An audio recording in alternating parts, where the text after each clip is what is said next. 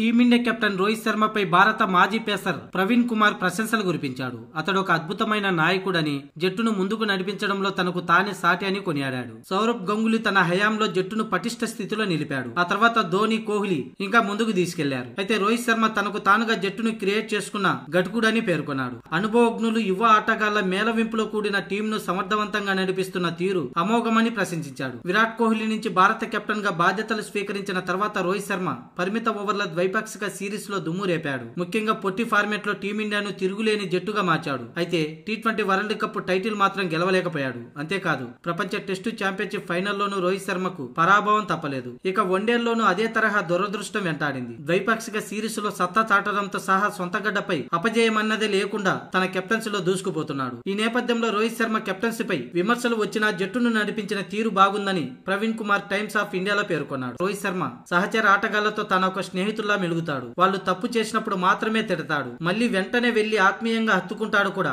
Captain గా వాళ్లకు ఆదేశాలు ఇస్తూనే మైదానంలో స్వేచ్ఛగా కదిలేలా వెసులుబాటు కూడా కల్పిస్తాడని ప్రవీణ్ కుమార్ రోహిత్ శర్మ కెప్టెన్సీ తీరుపై ప్రశంసలు కురిపించాడు. కాగా స్వదేశంలో ఇంగ్లాండ్ తో జరుగుతున్న టెస్టు సిరీస్ లో రోహిత్ శర్మ బిజీగా ఉన్నాడు. కోహ్లీ, కేఎల్ రాహుల్, మహమ్మద్ షమి వంటి సీనియర్లు లేకుండానే ఇప్పటికే 5 మ్యాచ్ల సిరీస్ ను 3-1తో రోహిత్ శర్మ గెలిపించాడు.